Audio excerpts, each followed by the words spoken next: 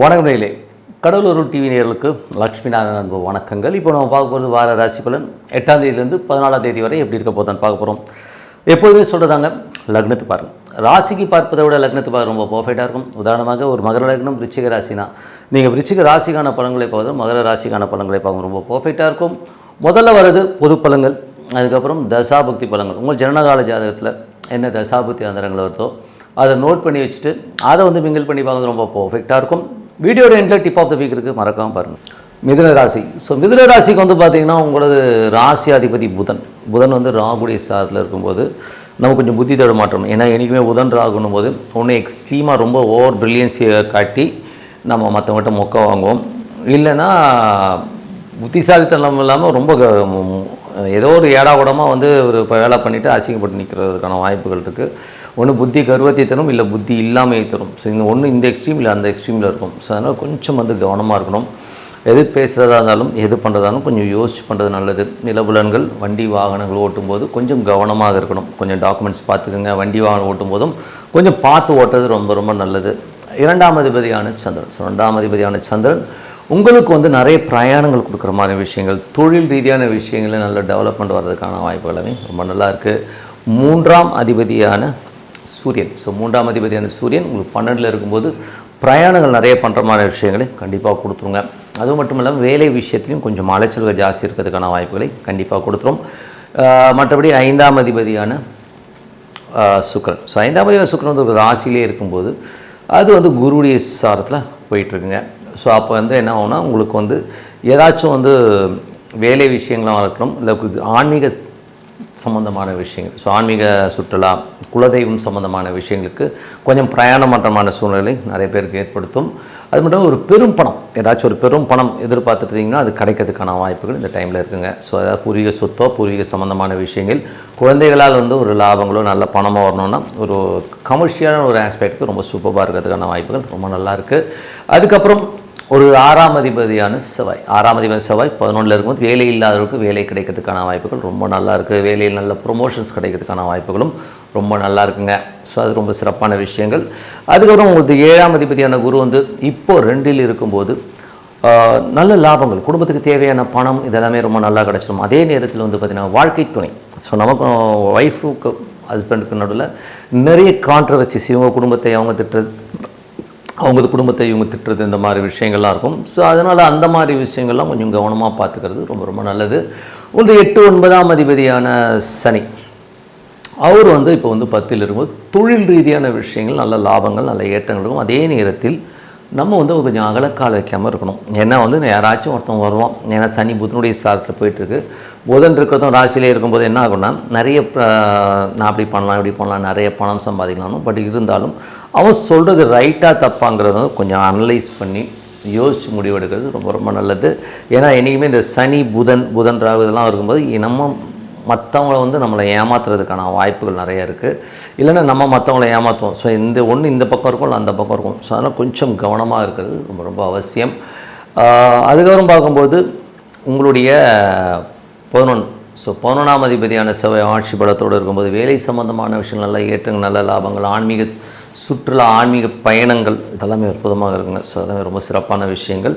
அது மட்டும் இல்லாமல் குழந்தை சம்பந்தமான விஷயங்கள் எல்லாமே ரொம்ப அற்புதமாக இருக்கும். குழந்தைகளால் நல்ல ஒரு சந்தோஷங்கள், குதூகலங்கள் கிடைக்கிறதுக்கான வாய்ப்புகள் ரொம்ப நல்லா இருக்குது.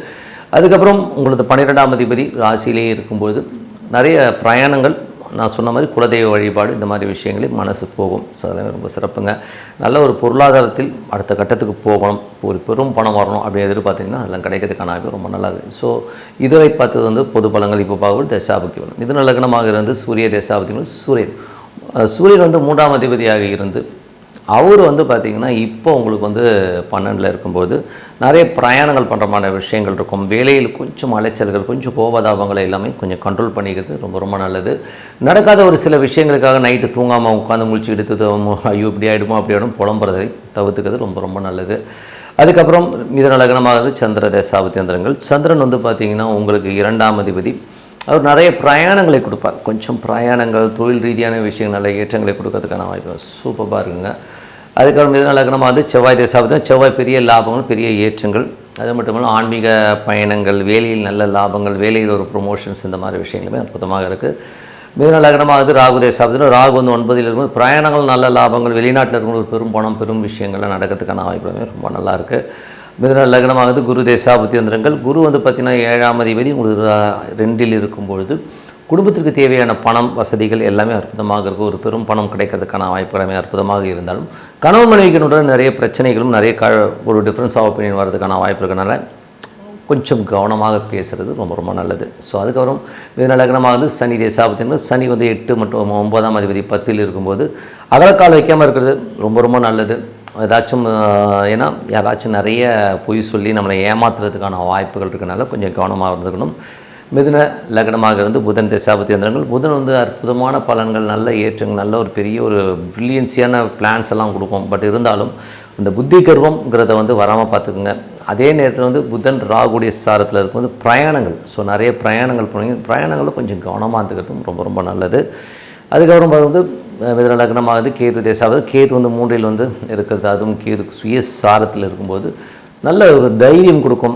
ஏதாவது லீகல் இஷ்யூஸ் இருந்ததுன்னா அதெல்லாம் போல்டாக போய் ஃபேஸ் பண்ணி அதெல்லாம் கிளியர் பண்ணுறதுக்கான வாய்ப்புகள் ரொம்ப நல்லா இருக்குது. மிதுன லக்னமாக வந்து சுக்கிர தேசாபதி யந்திரங்கள். சுக்கிரன் வந்து 5ஆம் அதிபதி. உங்களுக்கு வந்து சுக்கிரன் வந்து இப்போ வந்து இருக்கிறது ராசியிலே இருக்கார். ஸோ குழந்தை இல்லாதவர்களுக்கு குழந்தை பேர் கிடைக்கிறதுக்கான வாய்ப்புகளை கண்டிப்பாக கொடுத்துருங்க. ஸோ அது ரொம்ப சிறப்பான விஷயங்கள். அது மட்டும் இல்லாமல் ஆன்மீக சுற்றுலா, குலதெய்வ வழிபாடு, இந்த மாதிரி விஷயங்களுமே அற்புதமாக இருக்கிறதுக்கான வாய்ப்பு ரொம்ப நல்லாயிருக்கு. ஸோ என்னை பொறுத்தவரை நல்ல ஒரு பிரார்த்தனை, மனதார வந்து இறைவனை வந்து பிரார்த்தனை பண்ணும், அதுவும் டெய்லி ஒரு பர்டிகுலர் டைம் வச்சு பிரார்த்தனை பண்ணும்போது கண்டிப்பாக நம்ம அடுத்த லெவல் போகிறதுக்கான வாய்ப்புலாம் ரொம்ப நல்லாயிருக்கு. Tip of the week. So tip of the வீக்கில் வந்து பார்த்திங்கன்னா இந்த முறை பார்க்க போகிறது சூரிய பெயர்ச்சி, ஷட சித்தி புண்ணிய காலம்னு சொல்லுவோம். ஏன்னா வந்து ஒவ்வொரு முறையும் சூரியன் பெயர்ச்சி ஆகும்போது ஒரு முக்கியமான ஒரு நிகழ்வாகும். அது வந்து ஒவ்வொரு கடவுளையும் நீங்கள் வழிபட்டு அதனால் வர பலன்களை கொடுக்குற விஷயமாக தான் இது இருக்குங்க. ஸோ உதாரணமாக சொல்ல போனோம்னா சங்கராந்தின்னு சொல்லுவோம். ஸோ அதுனா சரம், ஸ்திரம், உபயன்னு வந்து 3 ராசியில் போகும்போது சரத்தில் போகும்போது சங்கராந்தி இன்னும் சொல்லுவோம். ஸோ அது வந்து பார்த்திங்கன்னா நீங்கள் வந்து ஐயப்ப வழிபாடுக்கு வந்து ரொம்ப சிறப்பாக இருக்கும். ஸோ ஐயப்ப வழிபாடு பண்ணும்போது ஒரு அற்புதமான பலன்களை கொடுக்கும். குலதெய்வ வழிபாடு, ஐயப்ப வழிபாடில் வந்து உங்களுக்கு வந்து கேட்ட விஷயங்கள், குலதெய்வத்திற்கு தேவையான அனைத்து விஷயமும் அதில் வந்து வந்துருங்க. ஸோ அது ரொம்ப சிறப்பான விஷயம். அதுக்கு அடுத்தது பார்த்திங்கன்னா விஷ்ணுபதி புண்ணியகாலம். இது வந்து எல்லாருக்குமே தெரியும். விஷ்ணுபதி புண்ணியகாலங்கிறது வந்து பொருளாதாரம், பெருமாள் வழிபாடு ஒரு பொருளாதாரத்தில் வந்து உங்களுக்கு வேற ஒரு லெவலில் வந்து கொண்டு போகிறதுக்கான விஷயங்களை கண்டிப்பாக கொடுக்கும். 3வது வர தான் இந்த ஷடசித்தி புண்ணியகாலம். அதை பற்றி தான் பேச போகிறோம். என்றைக்குமே உபயராசிக்குள்ளே இப்போ மிதுனத்துக்குள்ளே சூரியன் பயிற்சி ஆகிறார். ஸோ அப்போ வந்து அந்த ஆனி மாதத்தில் சூரியன் வந்து மிதுனத்துக்கு என்ட்ரி ஆகும்போது இதை வந்து ஷடசித்தி புண்ணியகாலமும். இது வந்து ரொம்ப ரொம்ப முக்கியம் யாருக்குன்னா ஈஸ்வரன். ஸோ ஈஸ்வர வழிபாடு, ஈஸ்வர ஆலயத்துக்கு போய் வழிபாடு பண்ணும்போது என்ன மாதிரி விஷயங்கள் பண்ணோம் அப்படின்போது இது வந்து உங்களுக்கு வந்து குலத்தில் உள்ள நிறைய பிரச்சனைகள், குடும்பத்தில் உள்ள பிரச்சனைகளாக இருக்கலாம், வம்சாவழியில் இருக்கிற பிரச்சனைகளாக இருக்கலாம். ஸோ அந்த மாதிரி நம்ம வந்து நமக்கு சொல்ல முடியாது இல்லையா, ஃபேமிலியில் இது ரொம்ப பிரச்சனையாக இருக்குங்க, ஏதோ ஒரு ரூபத்தில் ஏதோ ஒரு பிரச்சனைகள் போயிட்டுருக்கும். நான் சொல்ல பொருளாதாரம் கிடையாது, வேறு மாதிரியான பிரச்சனைகள் இருக்கும்போது அதிலிருந்து விடுபடுறதுக்கு வந்து இது ரொம்ப சிறப்பாக இருக்கும். அது மட்டும் இல்லாமல் அன்னைக்கு வந்து ஈஸ்வர வழிபாடு பண்ணுறதுக்கு சித்தர்கள் வருவார்கள்ங்கிறது வந்து ஐதீகமான விஷயம். ஸோ உங்களுக்கு ஒரு மன நிம்மதி இல்லை, ஏதோ ஒரு பிரச்சனையில் உழண்டுட்ருக்கீங்கன்னா இந்த ஷடசித்தி புண்ணிய காலத்தை நீங்கள் பயன்படுத்திக்கணும். ஸோ இதில் வந்து பார்த்திங்கன்னா ஆனி மாதம், அதாவது பார்த்திங்கன்னா ஜூன் 15ஆம் தேதி சாயங்காலம் வருதுங்க. சாயங்காலம் வந்து பார்த்திங்கன்னா ஏன்னா அது மாறுறது பார்த்திங்கன்னா ஒரு 12:30 மணிக்கு வந்து மாறுது எக்ஸாக்டாக சூரியன். ஆனால் 12:30 மணிக்கு கோயில்கள் திறந்துருப்பாங்க, கொஞ்சம் கஷ்டம்தான். ஸோ அதனால் நீங்கள் வந்து ஒரு ஈவினிங் ஒரு 4 மணிலேருந்து ஒரு 8 மணிக்குள்ளே அந்த இறைவனை, ஈஸ்வரனை வழிபாடு பண்ணுங்கள். மனதார பிரார்த்தனை பண்ணுறது ரொம்ப சிறப்பு. ஒரு வில்வம் போட்டு வழிபாடு பண்ணி பாருங்கள், ரொம்ப அற்புதமாக இருக்கும். அது விரதம் இருக்கலாம். யாருக்காச்சும் எனக்கு நோய் நொடியெல்லாம் எதுவும் இல்லை, நான் ஈஸ்வரனுக்காக ஒரு பொழுது இருக்கிறேன் அப்படின்னும்போது காலையிலேருந்து ஒரு சாயங்காலம் வரை விரதம் இருந்து ஈஸ்வரனை வழிபாடு பண்ணும்போது அற்புதமான பலன்கள். அதே நேரத்தில் இதே ஷடசித்தி புண்ணிய காலத்தில் சித்தர் சமாதிகளுக்கு போயிட்டு வழிபாடு பண்ணுறதும் ரொம்ப சிறப்பான பலன்களை கொடுக்கும். ஏன்னா சித்தர் சமாதிகளுக்கு போகும்போது உங்களுடைய கர்ம வினைகளை தீர்க்க உள்ளது தான் வந்து இந்த ஷடசித்தி புண்ணிய காலம். அதில் வந்து நீங்கள் போகும்போது நமக்கு வந்து ஜெனட்டிக்காக இருக்கிற நிறைய பிரச்சனைகளுக்கான தீர்வை கண்டிப்பாக கொடுத்துரும். அது மட்டும் இல்லாமல் ஜோதிடர்கள், வழக்கறிஞர்கள், வாக்கு சேல்ஸ்மேன், இவங்களுக்கெல்லாம் வந்து பார்த்திங்கன்னா வாக்கு வன்மைனால் ஒரு வாக்குல வந்து ஒரு உண்மை சித்தி சொல்லுவோம். ஸோ வாக்கு வன்மை, வாக்கு சித்தி ஏற்படணும்னா இந்த சடசித்தி புண்ணிய காலத்தில் சித்தர் வழிபாடும் ஈஸ்வர வழிபாடும் உங்களுக்கு வந்து சிறப்பான ஒரு பலன்களும் கர்மா தோஷங்களை நீக்க வல்ல ஒரு அற்புதமான காலகட்டம் தான் இந்த சடசித்தி புண்ணிய காலம். எல்லோருமே இப்போ பொருளாதாரத்துக்கு எப்படி வந்து விஷ்ணுபதி புண்ணிய காலம், எனக்கு பணம் வேணும் போது எல்லாம் விஷ்ணுபதி புண்ணிய காலத்தில் போய் வழிபட்டிங்கிடும். அந்த மாதிரி ஏன் வாழ்க்கையில் இருக்க கர்மானா நமக்கு பொருளாதாரம் அல்லாத வழியாக சில பிரச்சனைகளோடு நம்ம குடும்பம் பாதிக்கப்பட்டிருக்கும். அதுலேருந்து வெளியில் வர்றதுக்கு இந்த சடசித்தி புண்ணிய காலம் ரொம்ப அற்புதமாக இருக்கும். நீங்கள் கோயில் போயிட்டு வரும்போது யாராச்சும் உங்களுக்கு வந்து தான தர்மங்களோ இல்லை அங்கே இருக்கிறவங்களுக்கு வந்து ஒரு துணி தானம் செய்கிறது இல்லை ஒரு சாப்பாடு தானம் பண்ணுறது வந்து உங்களுக்கு சிறப்பான பலன்கள் கண்டிப்பாக கொடுக்குங்க.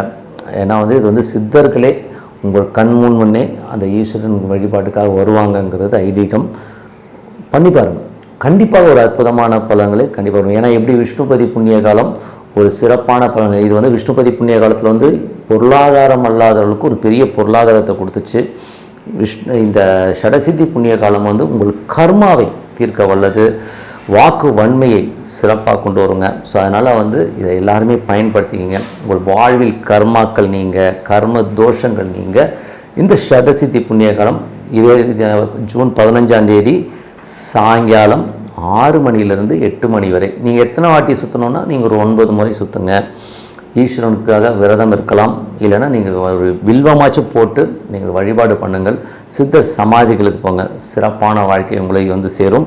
இதுக்கான இண்டிகேஷன்ஸ் எப்படி போனால் நீங்கள் ரெகுலராக பண்ணும்போது சித்தர்கள் உங்களை தொடர்பு கொள்வார்கள், உங்களுடைய வாக்கு வன்மை சிறக்கும், அற்புதமான விஷயங்கள் உங்கள் கர்ம தோஷங்கள் நீங்கள் சொல்லிட்டு உங்களுக்கு விடைபெறுவது உங்கள் லட்சுமி நாராயணன். நன்றி, வணக்கம். கடவுள் அருள் டிவியை பார்த்தமைக்கு நன்றிகள். மேலும் இது போன்ற தகவல்களை தெரிந்து கொள்ள கடவுள் அருள் டிவியை சப்ஸ்கிரைப் செய்யுங்கள். மறக்காமல் பெல் ஐக்கானை கிளிக் செய்யுங்கள்.